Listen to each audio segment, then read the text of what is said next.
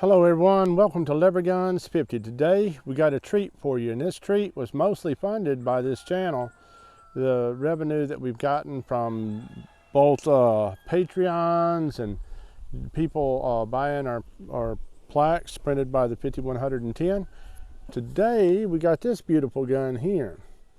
Now this gun originally belonged to a friend of mine. I'll bring you in closer and show you the story on how I got this gun. Now just to give you a little history on it, this gun here was actually bought by my best friend back in 1995, and it was used. There she is. Bought from a local gun store that now has changed hands. Take a look at that. And I paid just about that for it right now.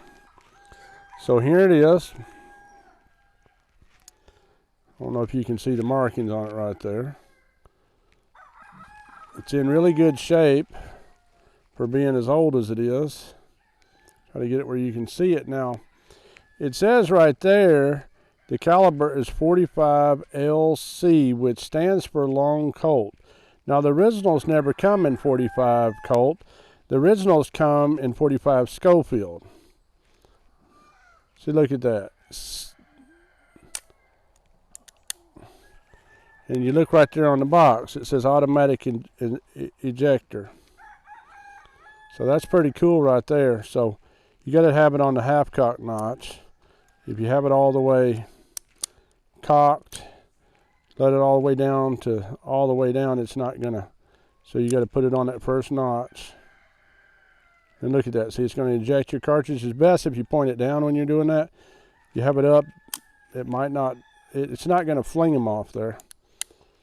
So we're fixing to shoot this bad boy and see how it does. Take a look at that. This gun's in really good shape. I mean, it doesn't have much wear on it at all.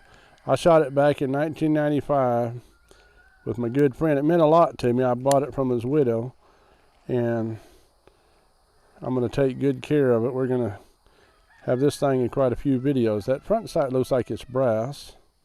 It's going to make it easy to see. Has decent sights on it, really. So this is going to be a lot of fun. So let's load her up and shoot her.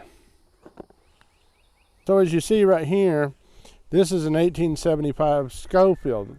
Okay, it wasn't really a Schofield. Schofield didn't make the gun. The gun was a Smith Wesson. Schofield was merely the person that designed some of the features on it, which he wanted you'd be able to load it with one hand on horseback.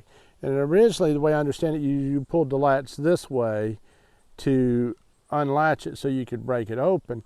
Well, he wanted it where you could do it like while you're galloping along on horseback, you're galloping along, you could cock it back, then you could pull this right here and release it, kicking your empty shells out, and then loading it back. Not quite sure how you're going to load it with just one hand, but I would assume you got the reins in this hand, you could grab this and then cram your cartridges in there and then pop it back, which would be a little bit easier than on your other ones, you know, running each shell out after popping the side gate open. But not sure you could quite do it single-handed, but you can definitely unlatch it single-handed. And I like the way it unlatches, kind of like you're pulling the hammer back. You could, you know, pop it open. And then I suppose you could stuff it in your belt. You know, I guess you could, like, if your belt was loose, you could stuff it in your belt and then stick the cartridges in there. Chances are it's going to fall out on the ground while you bounce along on your horse. But not sure exactly how he planned on doing that, but I guess it could be done. But I like this design. I'll show it. If you look down the top of it, you got this groove going all the way down it, starting from the back sight, which those sights seem to be fairly good. This thing is pretty accurate if I remember right.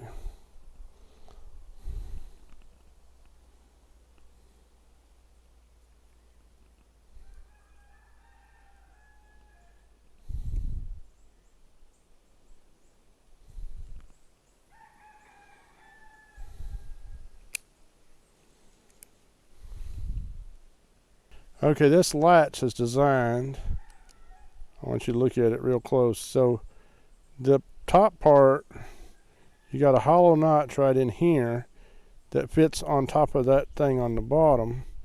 So it slides in there just like that. Then the top part locks over. That holds it really secure, because the bottom part's what's holding it from pulling backwards, and the top part's holding it from tipping up. So it's a pretty good lock, and it's got this big old massive hinge on the bottom. It's going to hold it really good.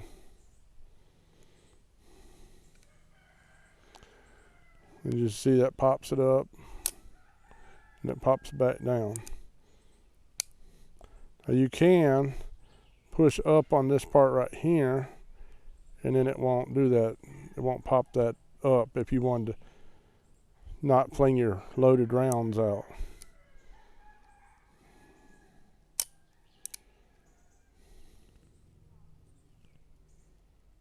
Let's see, if you push it in, then you can pull it up. I don't know if you can see that hammer block down in there, but there is a hammer block down in there. When you lower it down, it will block the hammer from hitting, from firing pin from hitting the primers. As you can see, this gun is in good shape. It hasn't been fired much at all. I got to fire it 26 years ago, and so today is going to be the first rounds that I've shot through it in 26 years. It's got a really beautiful wood on it.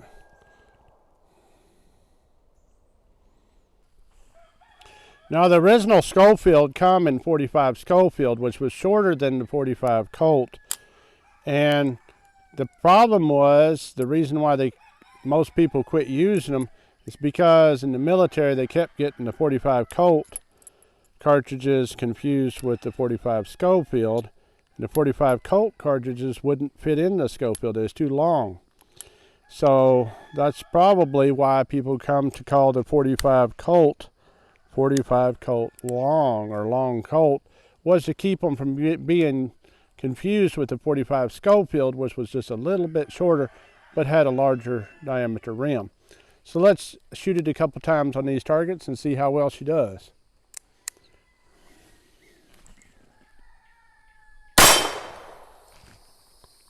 Looks like it beat that target up pretty good. Hit it dead center. Let me give you a bird's eye view of shooting this thing. See if I can do this with the camera.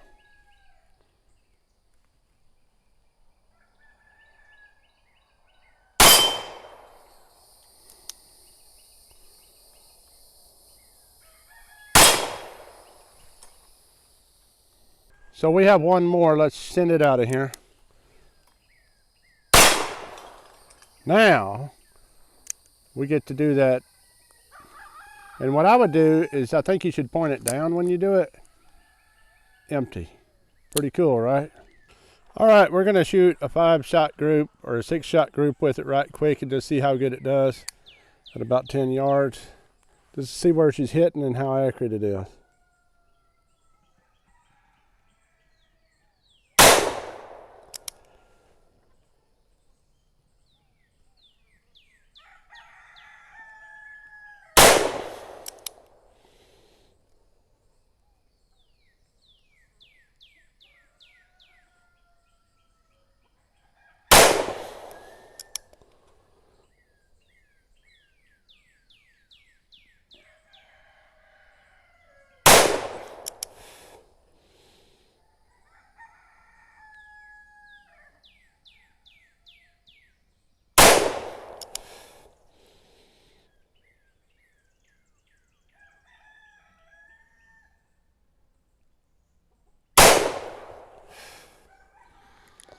All right, let's check it out. All right, as you can see, all the shots is pretty much right here except for this one. Now I'm gonna call that a flyer. And that's gonna be about an 1.5 group, 1.5 inch group. So it's not bad. It's mostly over to this side. And that brass bead kind of blends in with this cardboard pretty bad, so might not be a best color for that. Black silhouette target or a black target would probably been better. So let's see how well it empties those cartridges. First we got to put it to the first click, and then we'll just pop this back and dump the cartridges out. Pretty slick, huh? I mean, it's completely empty. Okay, now we're going to load it. Okay, it's ready to pop it open. So you have your gun open like this. Let's see how slow it is to load. So we're going to drop these two in, and we're going to drop these two in. We're going to drop these two in. Then we're good to go. All right, we're going to try to take these two Desperados out quick as we can. So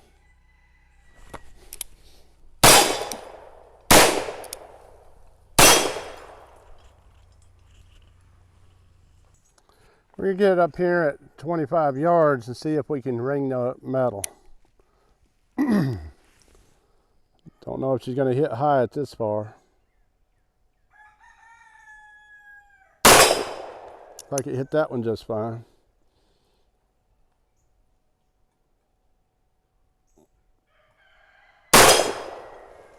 Knocked that one for a loop too.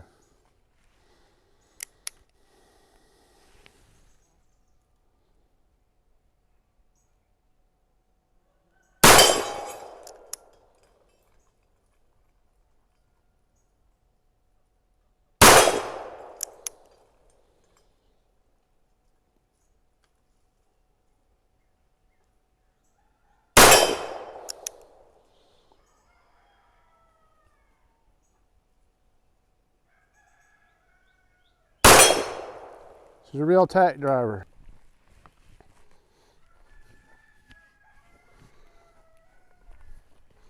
Okay, we're going to load the Schofield with the hollow point. It's a spear hollow point. We'll put two of them in there just in case we miss, which we don't expect to miss. All right, so we can show you that 50-yard target. It is right down there.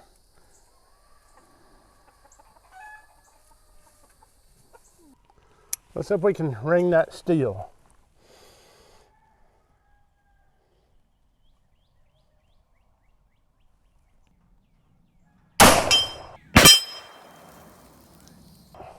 Got it.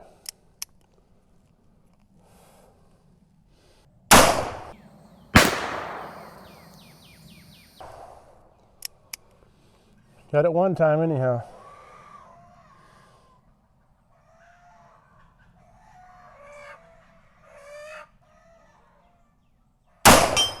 Got it again.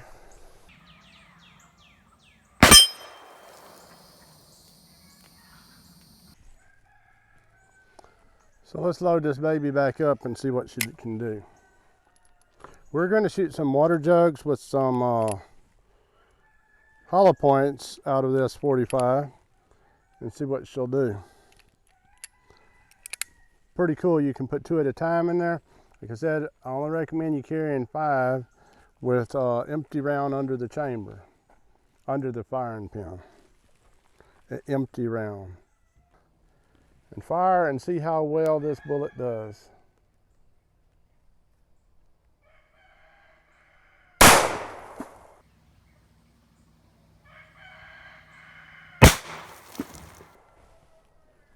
So let's go down there and take a look at it, see what she did.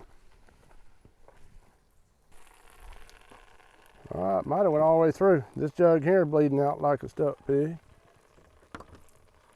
This bullet, this jug here bleeding out. That was the last jug. So we'll take a look down there and see if we can find it. I didn't think it'd go through 3 jugs, but guess what? It did. Here goes this 45 spear hollow point.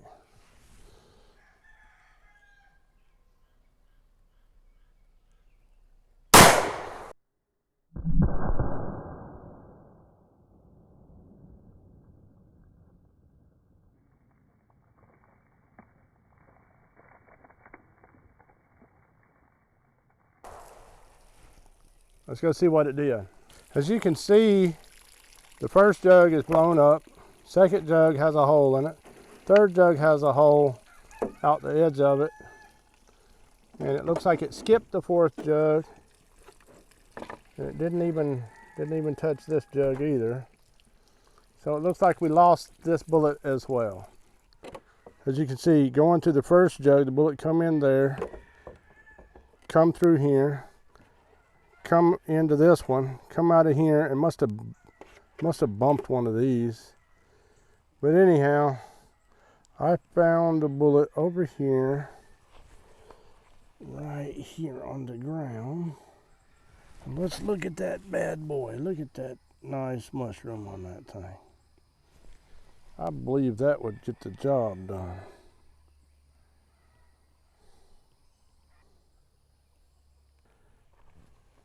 Now what we wanted to look at is your Schofield versus your regular old Colt Army pistol. So you got to load it by popping the, so the Colt, you got to load it by popping the side gate open. You got to put it on half cock. So you're going to put the rounds in like that, but you got to take them out like that. So that's the single action Army. You cock it back like that to fire it. There's your half cock right here.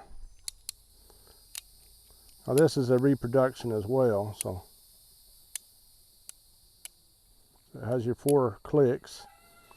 And this one here, to load it, is a little bit simpler. You bring it back, you pop this open, and then you're going to put your round in it. And then to unload it, you're going to pull it like that, and then you're going to be able to get your round back out of it. Now the original Schofield round, instead of the 250 grain bullet that the 45 Colt was, or 255, the original Schofield was a 230 grain bullet going almost the exact same velocity as the 45 ACP, which might be where the military picked up the 45 ACP, and its power was because they was duplicating the 45 Schofield. So also the Schofield had a bigger rim on it to make it a little bit easier on the ejection. So when they did load them into the, because the 45 Schofields would fit into your Colt, and so when the military accidentally issued the wrong cartridges to the wrong company, they could put 3 rounds in there because the rims wouldn't allow you to go right next to each other. So you'd have to skip one chamber. So you get 3 rounds in your 45 Colt Army. But in your Schofield, you couldn't do anything with the 45 Colt shells when you stuck them in there. They would stick out too far and you couldn't close your gun up. So it'd be basically nothing more than a hammer at that point. So that kind of led to the end of the Schofield as far as the military wanting them. These right here are made with a longer cylinder so it'll fit the 45 Colt long. So Pony Express actually bought a bunch of them, the surplus guns, and they used them. I think they cut the barrels off a little bit, made them a little bit shorter, but they used a bunch of these Schofields because they was nice and handy. And as long as you got the right cartridges, it was an excellent gun. They're very accurate, and they're known for being very accurate. It's kind of weird how the cylinder spins around. If you drop the hammer all the way down, it won't. But like I said, this one has a hammer block safety, so if you bring it back to there, it will not be able to fire on its own. I mean, you could bang on this and it would not fire. I wouldn't recommend that. Always, drop the hammer down on an empty chamber, and that way you know you're safe. So I think it's a pretty interesting gun, pretty neat idea. It seems like it shot really good. We're going to have a lot more videos with this once I work up some really accurate loads for it. I really appreciate you guys watching. I hope you come back and see us again. And till next time, God bless each and every one of you. Have a wonderful day, you hear?